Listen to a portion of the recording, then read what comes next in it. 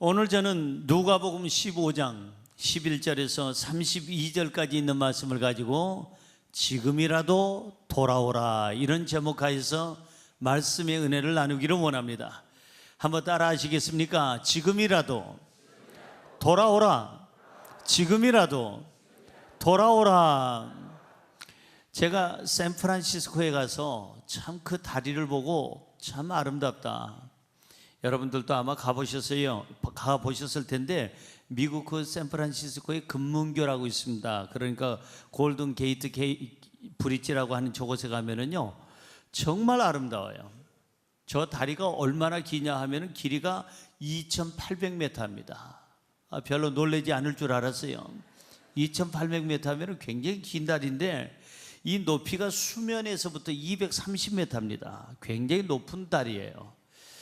그래서 저기에 명물이 돼가지고 많은 사람들이 저 다리를 보려고 전 세계에서 금문교를 보겠다고 찾아옵니다. 특별히 자전거 길이 또 만들어지고 걸어 다닐 수 있도록 해놨어요. 그런데 저렇게 아름다운 다리에서 매년마다 수많은 사람들이 자살을 합니다. 그래서 전 세계 사람들이 구경도 오지만은 전 세계 중에 인생 살기가 힘든 사람들 중에 자살하려고 오는 사람들이 많아요. 이 금문교가 1937년에 만들어졌답니다. 1937년에 만들어져 가지고 오바마 정권까지 자살한 사람이 1,400명이에요.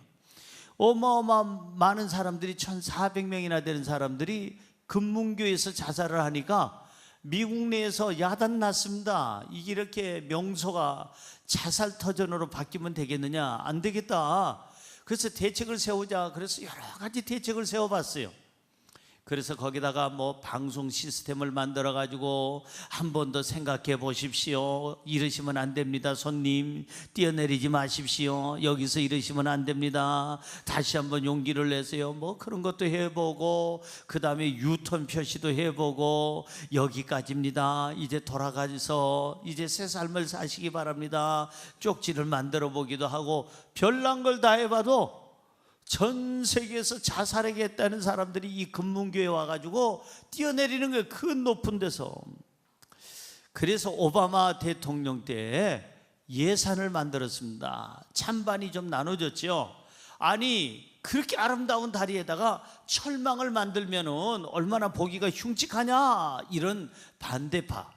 또 찬성파는 수많은 사람들이 죽으러 오는데 우리 미국의 샌프란시스코의 이 명소가 이렇게 그냥 더럽혀서 되겠느냐, 많은 사람들이 자살터전으로 이렇게 생각할 수 있는, 불명예스러운 건 안 된다. 돈을 들여서라도 철망을 만들어서라도 이제 자살을 방지해야 된다, 막아야 된다. 이래서 자그마치 한국 돈으로 771억을 들여서 철망을 만들었어요. 놀라지 않을 줄 알았어요.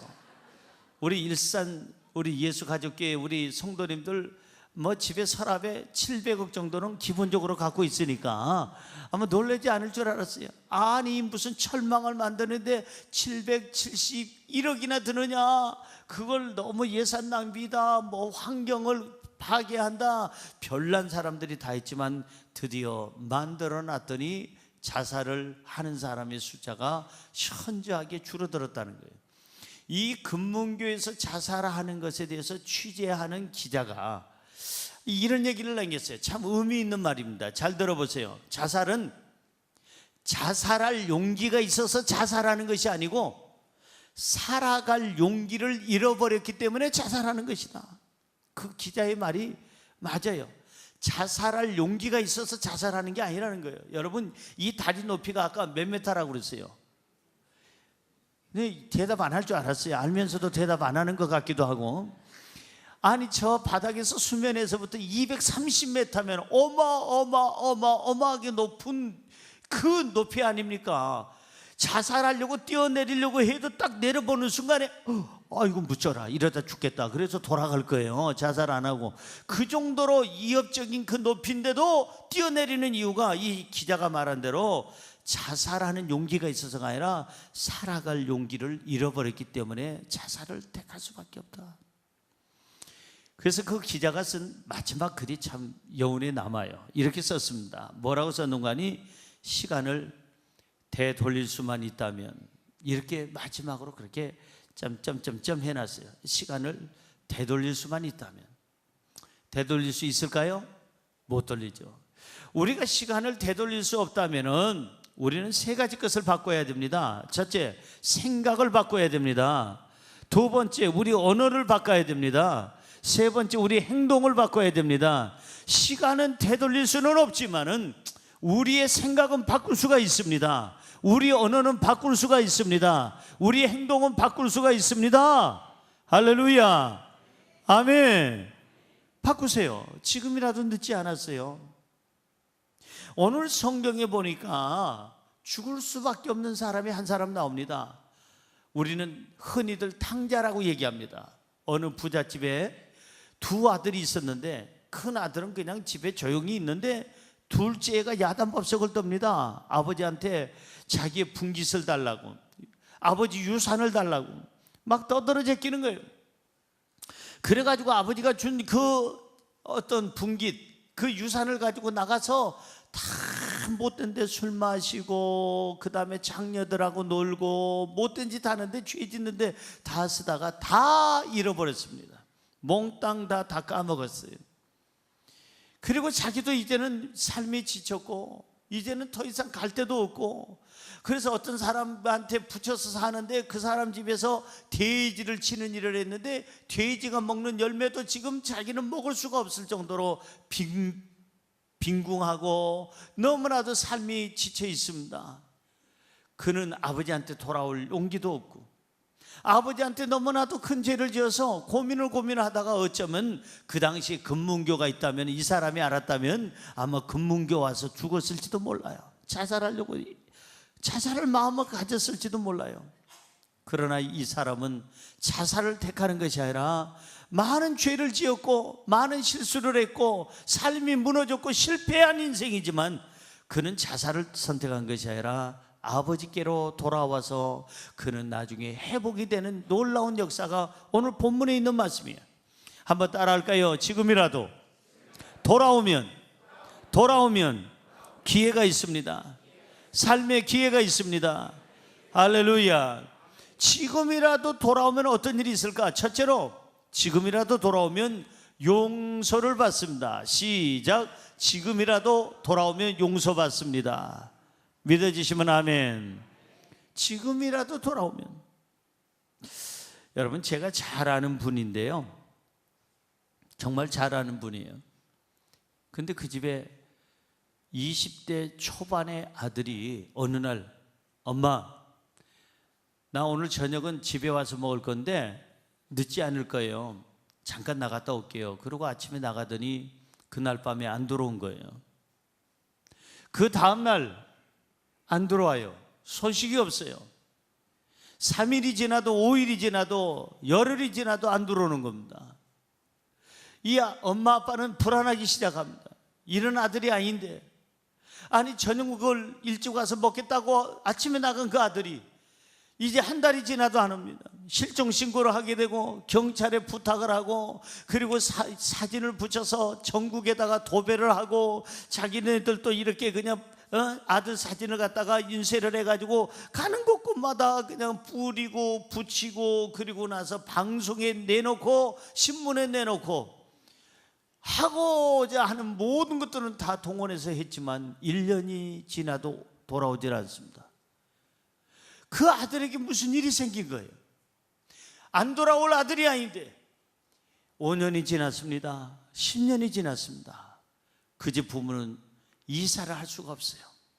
혹시 이사했는데 아들이 돌아와서 그 집을 돌아와 보니 주인이 바뀌어서, 그리고 누구냐고 물을까봐, 그리고 못 찾을까봐 이사도 못 가고 20년이 지났습니다. 25년이 지났습니다. 30년이 지났습니다. 이 아버지 어머니는 매일같이 저기 현관문을 잠지도 않습니다. 아들이 올까봐 밤새 그 아들을 기다리고 또 기다리면서, 그러다가 그 아버지는 결국은 죽습니다. 나이가 많아서 죽습니다. 몇 년 전에 죽었어요. 아마 그 부인 되는 분 소식을 제가 못 들었지만은 아마 죽었지 않았을까 싶어요. 지금쯤. 여러분, 그래서 한국말에 죽은 자식은 잊어버려도 집 나간 자식은 잊을 수가 없다는 말이 맞는 것 같아요. 평생을 아들 기다리다가 아들 때문에 그냥 고민하다가 아들의 음성을 듣고 싶고 아들 얼굴 보고 싶어 이에 애쓰다가 이분들은 세상을 떠난 거예요. 오늘 본문에도 보니까 아버지 집을 떠난 사람이 있어요. 오늘 본문 12절 볼까요? 12절 시작. 그 둘째가 아버지에게 말하되 아버지여 재산 중에 내게로 돌아올 분깃을 내게 주소서 하는지라. 아버지가 그 살림을 각각 나눠 주었더니, 여기 둘째 아들, 그러니까 아들이 둘인데 이 둘째 아들이 아버지한테 와서 막 땡깡을 부리는 겁니다. 아버지 재산 중에 어차피 우리한테 유산을 남겨줄 텐데 그 분깃을, 유산을 지금 남겨주세요.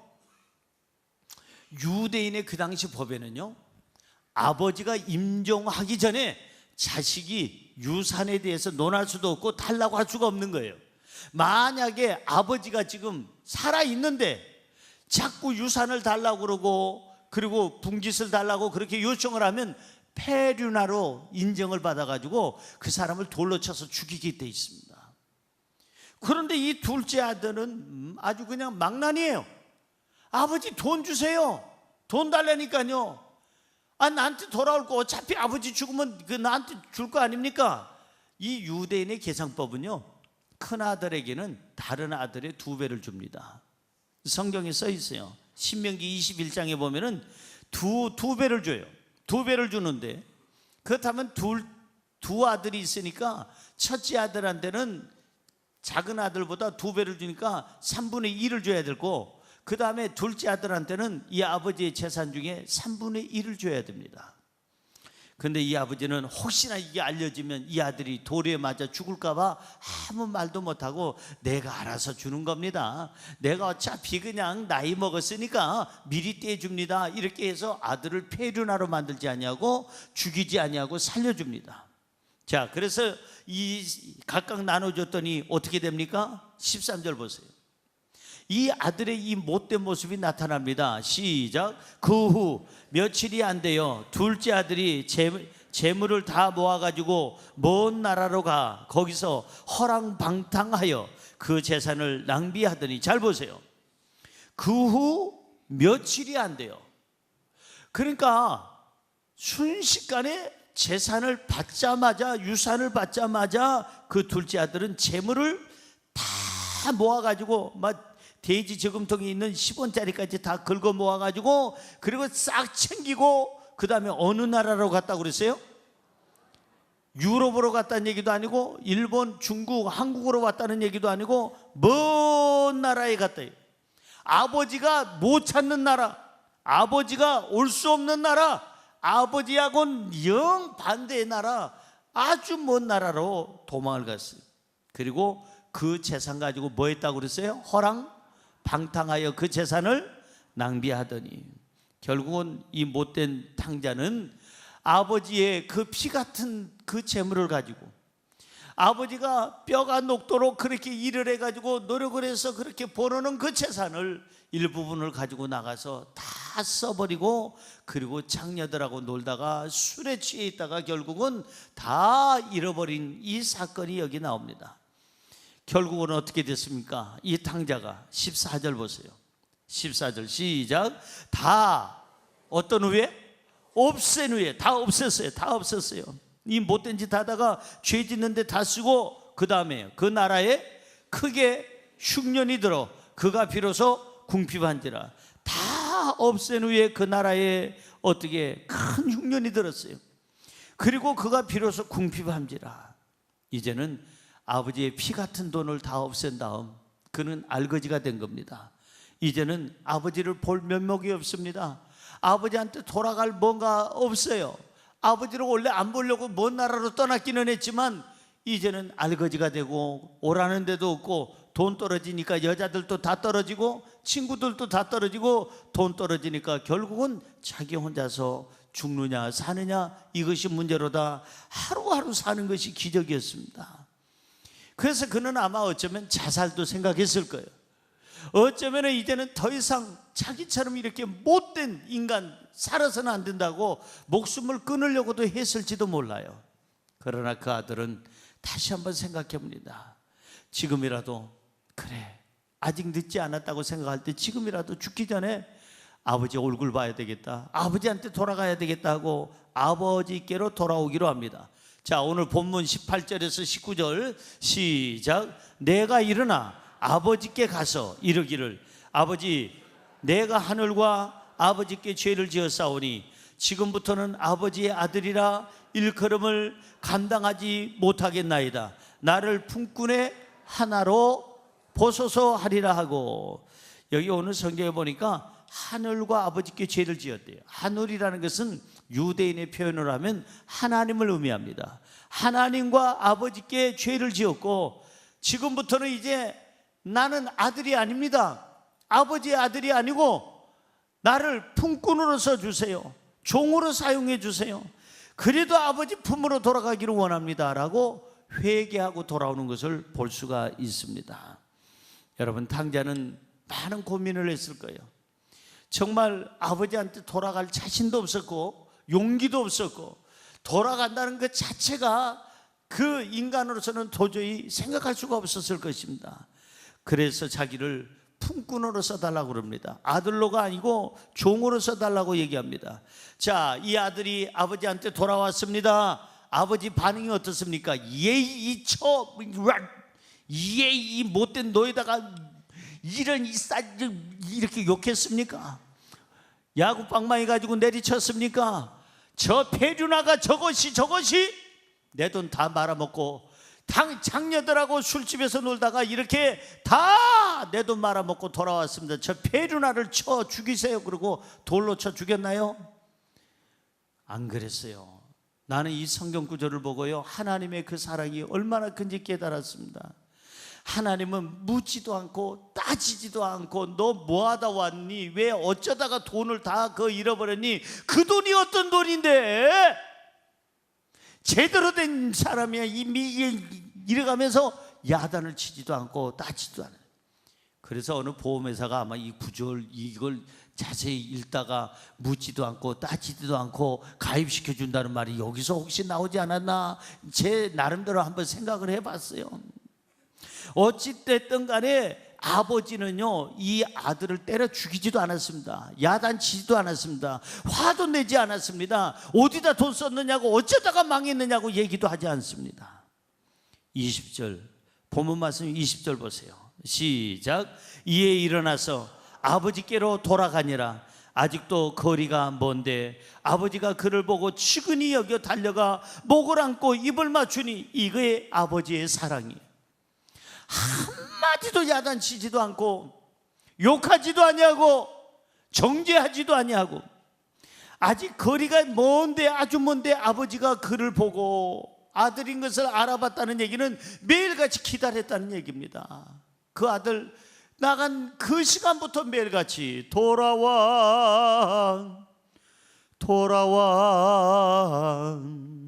집을 나간 자요.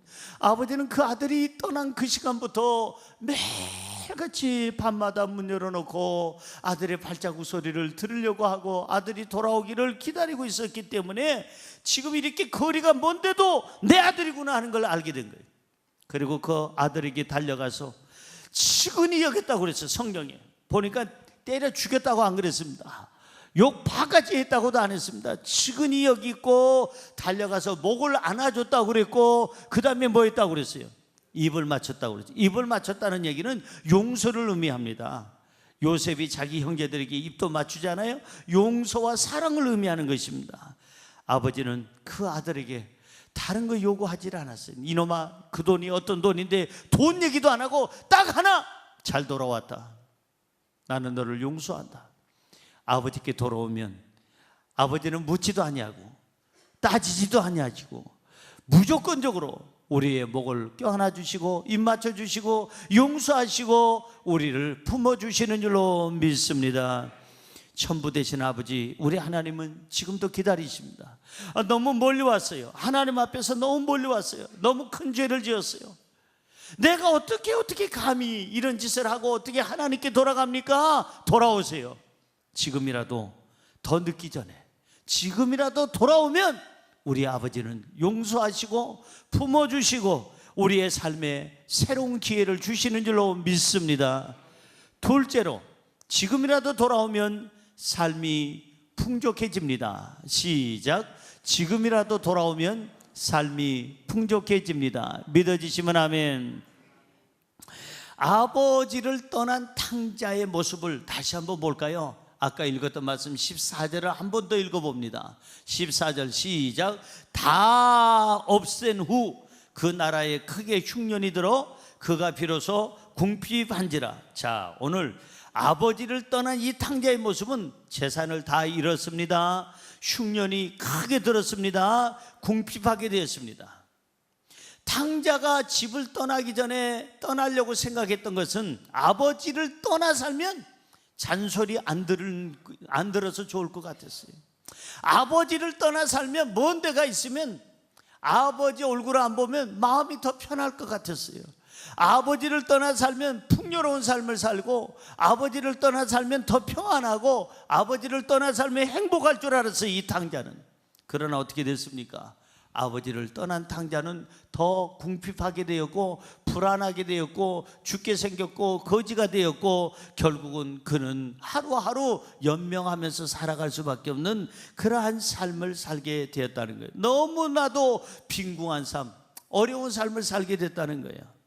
오늘 본문 말씀 15절에서 16절은 이렇게 말씀합니다. 시작. 가서 그 나라 백성 중 한 사람에게 붙여 사니 그가 그를 들러 보내어 돼지를 치게 하였는데 그가 돼지 먹는 쥐염 열매로 배를 채우고자 하되 주는 자가 없는지라. 쥐염 열매라는 것은 가릅나무에서 나는 열매예요. 가릅나무에서 나는 열매인데 이 쥐염 열매라는 것은 주로 이 가축들에게 사료로 썼습니다. 그래서 이 가축들을 먹이는 사료로 썼는데 어쩌다가 너무너무 어려운 사람, 정말 도저히 일용할 양식도 없고 어디서 쌀 한 톨 구할 수가 없고 보리 한 톨 구할 수 없는 이 너무너무 어려운 사람이 가축들 사료로 쓰는 쥐염 열매를 종종 먹었습니다. 그런데 이 바로 탕자가 돼지가 먹는 돼지치기를 하면서 그 돼지가 먹는 쥐염 열매를 먹으려고 했는데 쥐염 열매마저도 사람들이 안 주는 거예요. 못 먹게 하는 거예요. 주는 자가 없는지라. 돼지한테 줘야지 왜 네가 먹어? 까불지 말고 저리 가.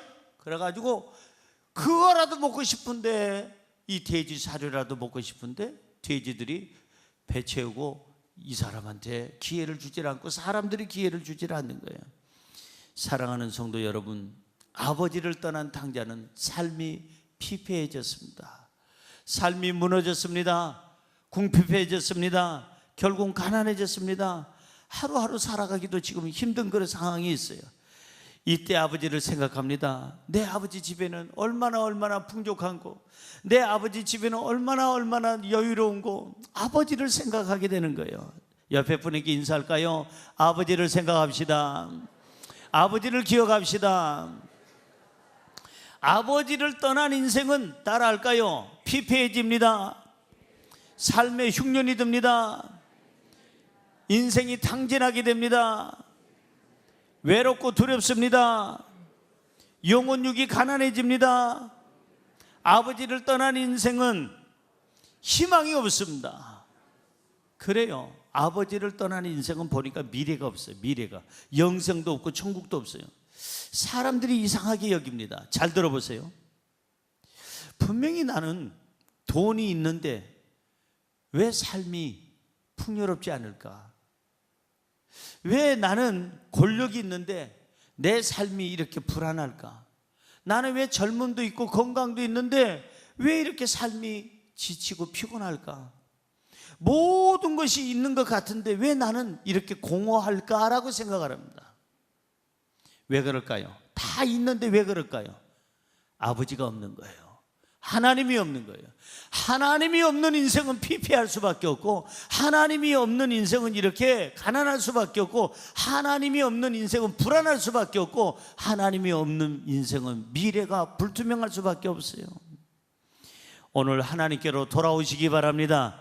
하나님과 함께 하시기 바랍니다. 하나님을 의지하시기 바랍니다. 하나님이 계셔야 모든 삶에 풍요로움이 있는 거예요.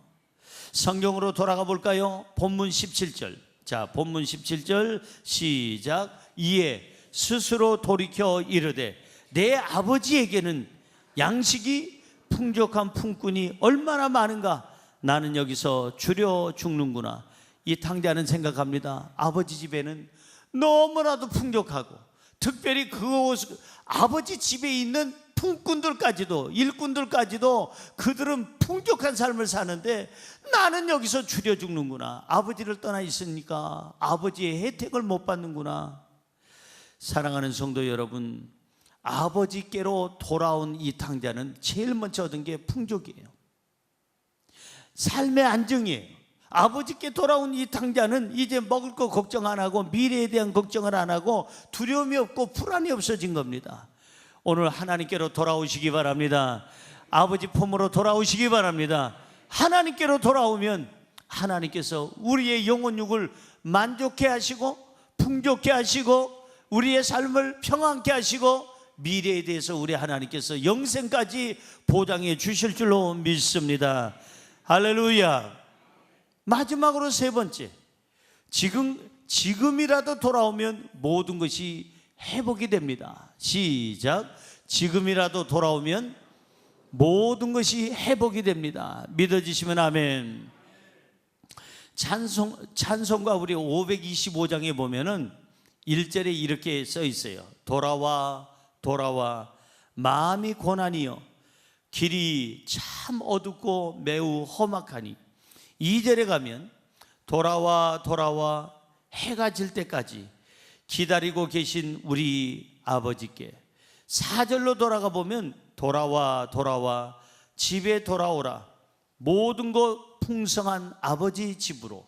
후렴은 이렇게 얘기합니다. 집을 나간 자여 어서와 돌아와 어서와 돌아오라. 따라할까요? 어서와 돌아오라. 그렇습니다. 지금이라도 늦지 않았어요. 지금이라도 늦지 않았어요. 지금이라도 아버지께로 돌아오면 아버지께는 우리의 삶을 용서하시고, 우리를 풍족하게 하시고, 우리의 모든 삶을 회복시켜 주실 줄로 믿습니다. 회복이 돼야 돼요. 본문 말씀 30절은 이렇게 말씀하고 있습니다. 시작. 아버지의 살림을 창녀들과 함께 삼켜버린 이 아들이 돌아오매 이를 위하여 살찐 송아지를 잡으셨나이다. 누가 한 말일까요? 큰아들이 한 말입니다. 큰아들이 화가 났어요. 자기가 지금 아버지 곁에 이렇게 끽소리 안 하고 순종 잘하고 있는데 자기한테는 한 번도 살찐 송아지커녕 비쩍 마른 송아지도 안 잡아줬는데, 저렇게 못된 여자들 창녀들하고 그냥 다 아버지 재산을 말아먹고 저렇게 술에 취해서 병들어온 이 아들한테 어떻게 살찐 송아지를 잡아서 풍악을 울리고 잔치를 이렇게 열 수가 있습니까? 집에서 이렇게 순종 잘하는 아들한테는 삐쩍 마른 송아지도 잡은 적이 없는데, 살찐 송아지라는 얘기는 물질적으로 가치 있는, 넉넉하게 돈을 썼다는 거예요. 그 잔치를 위해서 많이 돈을 썼다는 얘기예요. 그런 의미입니다. 그래서 좋은 살찐 송아지를 잡아서 좀 값어치가 나가는 그런 송아지를 잡아가지고 아낌없이 돈을 쓴 거예요. 아버지는 이 첫째 아들하고는 생각이 달라요. 형제는요, 미안하지만 경쟁의 대상이지만 아버지와 아들은 경쟁의 대상이 아니에요. 사랑의 대상이고 보호의 대상이지, 형제는 시기심이 있어도 아버지는 절대 시기하지 않아요. 그래서 마음껏 이 아들을 위해서 베풀어 주는 거예요. 이 살찐 송아지를 잡아다가 마음껏 돈을 들여서라도 잔치를 벌여서라도 아들을 환영하는 겁니다.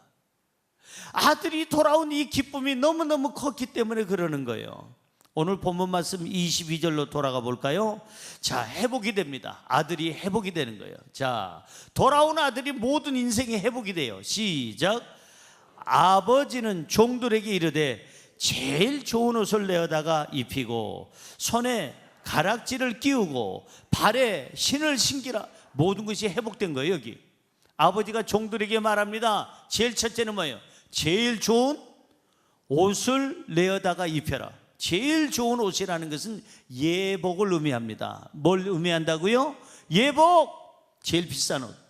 우리 지휘자님이 여기서 이제 지금은 성가복을 입지만은 지휘자님이 어디서 연주를 하거나 뭐 할 때는 어떤 옷을 입을까요?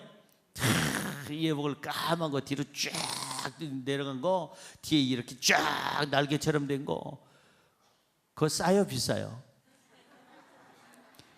여러분 엄청 비쌉니다. 엄청 비쌌어요. 제가 압니다. 물론 싸게 살려면 동대문 시장, 남대문 시장, 아현동 시장 그쪽에 가가지고 아주 싸게 그냥 자기가 만들면은 그럴 수 있지만 그거하고 품질이 다릅니다. 예복이라는 것은 어디에 파티에 가거나 아니면 예식장에 가거나 아니면 어떤 중요한 사람들의 모임에 갈 때 그 예복은 쫙 입는 거는요 보통 옷보다 훨씬 더 비쌉니다. 그러니까 이 못된 인간이 돌아왔는데, 탕자가 돌아왔는데 자기 재산을 다 말아먹고 죄짓고 이렇게 형편없는 거지로 돌아온 이 아들에게 종들이 입다 남은 거 어디 떨어진 옷 어디서 주워다가 입혀라 이러질 않냐고 종들에게 얘기합니다. 제일 좋은 옷, 무슨 옷이요? 제일 좋은 옷, 예복을 입혀라. 제일 비싼 옷을 입혀라. 종으로서 받아들이는 거예요? 아들로서 받아들이는 거예요? 아들로서 받아들이는 거예요. 그 다음에 보세요. 뭘 끼워달라고요? 손에 뭘 끼우고? 가락지를 끼웠다는 얘기는요, 여러분 주인의 그 위상을 높여준 거예요. 자격을 준 거예요. 품꾼으로 삼아달라고 아들은 왔는데 이 아들을 품꾼으로 삼는 게 아니라 가락지를 끼워줬다는 얘기는 너는 내 아들이야. 아들로 회복을 시켜주고 그 가정의 주인으로서의 회복을 시켜주고 종들을 다스릴 수 있는 권한을 준 겁니다. 여러분 성경으로 돌아가 볼까요? 창세기 41장 42절. 가락지가 무슨 의미인지 보세요. 시작. 자기의 인장 반지를 빼어 요셉의 손에 끼우고 그에게 세마포 옷을 입히고 금 사슬옷을 목에 걸고. 여기 누구 얘기예요? 애굽의 왕. 그때는 왕을 바로라고 하니까 이 바로가 왕이 요셉에게 총리 대신을 세우면서 자기의 모든 권한을 다 주는 거예요. 그래서 가락지를 그냥 요셉한테 끼워주는 거예요. 자기 인장 반지를 빼가지고 자 너는 이제부터 왕의 권한을 가지고 일해. 왕의 권한을.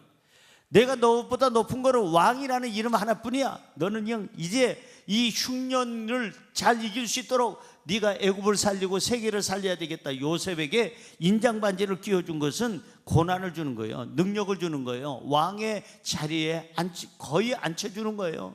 왕의 고난을 주는 거예요. 여기서 가락지를 끼웠다는 것은 집주인으로서의 위상을 높여주고 아들로서의 위치를 회복시켜준 줄로 믿습니다. 그 다음에 거기 보니까 놀라운 것은 발에 뭘 신겨라? 누가 또요? 발에다가 여러분 장갑은 절대 신기는 게 아니에요. 장갑은 신기는 게 아니라 끼는 거예요. 발에다가 뭘 신겨라?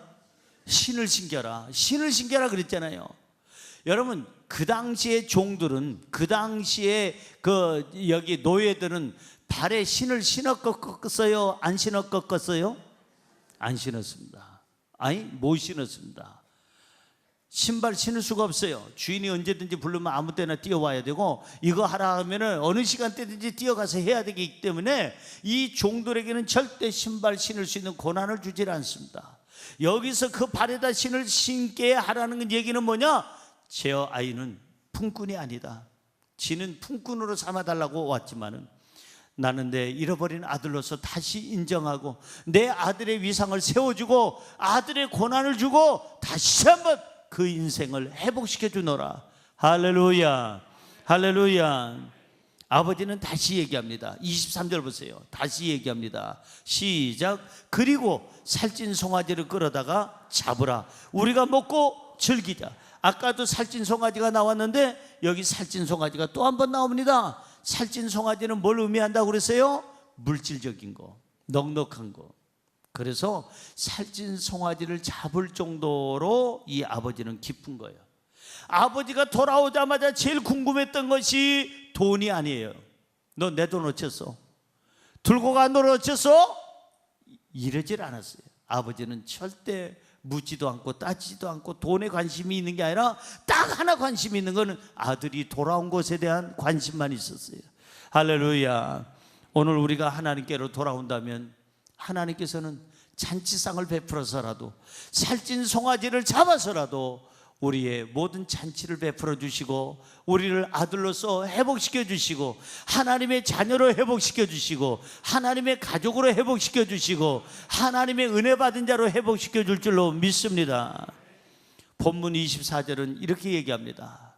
내가 송아지를 마음껏 잡고 내가 아낌없이 이렇게 잔치를 베푸는 이유는 이거다. 24절 시작. 이 내 아들은 죽었다가 다시 살아났으며 내가 잃었다가 다시 얻었노라 하니 그들이 즐거워하더라. 자, 내 아들은 죽었다가 다시 살아났다. 얼마나 기쁘냐. 죽었다가 다시 살아났는데 내가 잃었다가 이 아들을 잃었는데 이 아들이 다시 이렇게 다시 내 아들을 찾게 돼서 얼마나 기쁘냐. 살찐 송아지가 문제냐? 마음껏 잡고 마음껏 즐거워하고 마음껏 기뻐하고 기쁨으로 내 아들을 맞이해 주라. 할렐루야. 지금이라도 하나님께 돌아오면 하나님은 우리를 회복시켜 주실 줄로 믿습니다. 아들로서의 회복시켜 주시고 하나님의 상속자로서의 회복을 시켜 주시고 가족으로 회복시켜 주시고 우리를 행복한 삶의 길로 인도하시며 영생을 주시고 안정된 삶으로 회복시켜 주실 줄로 믿습니다. 할렐루야. 누구나가 하나님을 잠시 떠날 수는 있어요. 누구나가 하나님 앞에 죄 지을 수는 있어요. 하나님을 떠나서 먼 나라로 가서 하나님이 원치 않는 나라, 죄 짓는 나라, 악한 나라, 불신의 나라에서 살다가 돌아올 수도 있어요. 너무 멀리 갔다고 낙심하지 말고 지금이라도 우리 아버지께 돌아오면 아버지는 팔을 벌리시고 목을 껴안아 주시고 입 맞춰 주시고 용서해 주시는 줄로 믿습니다. 더 늦기 전에, 후회하기 전에, 기회가 사라지기 전에 지금이라도 돌아오십시오. 지금이라도 우리 하나님 품으로 돌아오면 따라할까요? 용서받습니다. 희망이 있습니다. 새 삶의 기회가 있습니다. 모든 것이 회복이 됩니다. 아버지와 함께 살 수 있습니다. 기쁨이 있습니다. 미래가 있습니다. 영생이 있습니다. 하나님의 자녀가 됩니다. 지금이라도 더 늦기 전에 하나님께로 돌아오면 하나님께서 이러한 복을 주실 줄로 믿습니다. 잊지 마세요. 지금이라도 돌아오면 세 가지. 첫째, 뭘 받아요? 용서를 받습니다. 지금이라도 돌아오면 둘째, 뭐요? 삶이 풍족해집니다. 지금이라도 돌아오면 세 번째, 모든 것이 회복이 되는 줄로 믿습니다. 기도하겠습니다. 하나님, 지금이라도 하나님께로 돌아오게 하여 주옵시고 지금이라도 돌아와서 용서받고 삶이 풍족해지고 모든 것이 회복되는 역사가 있게 하여 주시옵소서. 예수님의 이름으로 기도드리옵나이다.